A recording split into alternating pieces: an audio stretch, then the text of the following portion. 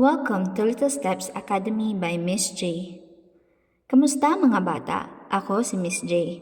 Maligayang pagdating sa ating araling panlipunan. Ngayon ay pag-aaralan natin ang komunidad. Alam ba ninyo kung ano ang komunidad? Tara, sabay-sabay nating alamin.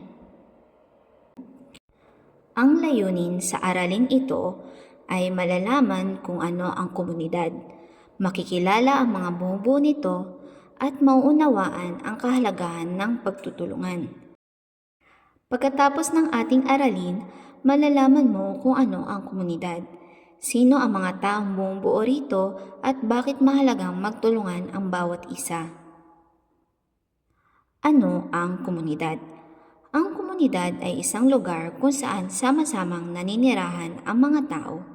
Nagkakaisa sila upang maging ligtas, masaya at maayos ang kanilang pamayanan.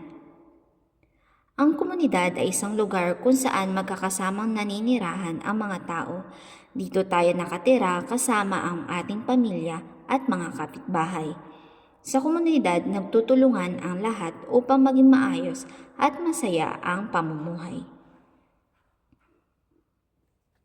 Mga bahagi ng komunidad: bahay, paaralan, simbahan, ospital, tindahan, parke.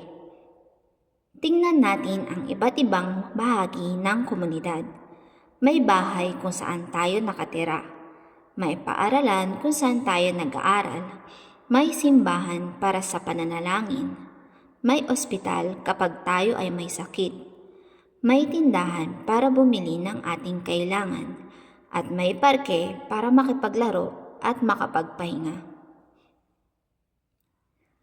Mga taong bumubuo ng komunidad. Hindi magiging komunidad kung walang mga tao. Ang bawat isa ay may mahalagang tungkulin. Ang mga guro ay nagtuturo. Ang mga doktor ay nangangalaga sa ating kalusugan.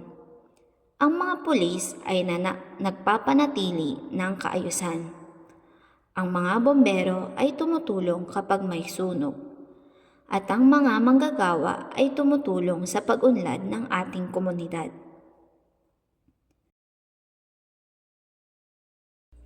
Bakit mahalaga ang komunidad? Mahalaga ang komunidad dahil dito tayo nagtutulungan. Kapag nagtutulungan ng lahat, nagiging ligtas, malinis at maayos ang ating paligid. Mas masaya rin ang pamumuhay kapag may pagkakaisa. Paano tayo makakatulong? Itapon ang basura sa tamang basurahan. Sumunod sa mga batas. Magtanim ng halaman. Maging magalang. Tumulong sa kapwa. Kahit bata pa tayo, marami na tayong magagawa para makatulong. Gawain. Alin sa mga ito ang makikita sa komunidad? Isigaw ang inyong sagot. Tama! Ang paaralan, ospital at tindahan ay bahagi ng komunidad. Sagutan. Tama o mali?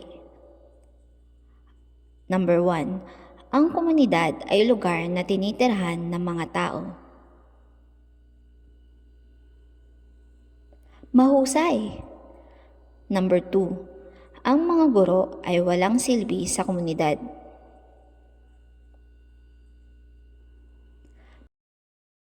Ngayon, alam na natin na ang komunidad ay ang lugar kung saan tayo naninirahan. Maraming taong tumutulong upang maging maayos ang ating pamayanan. Kahit bata pa tayo, maaari tayong tumulong sa pamamagitan ng magiging mabuting mamamayan. Magaling mga bata, maraming salamat sa pakikinig. Kung may natutuhan kayo ngayon, huwag kalimutang i-like ang video, mag-comment and i-share ito sa inyong mga kaibigan at mag-subscribe sa ating channel. Hanggang sa muli, paalam!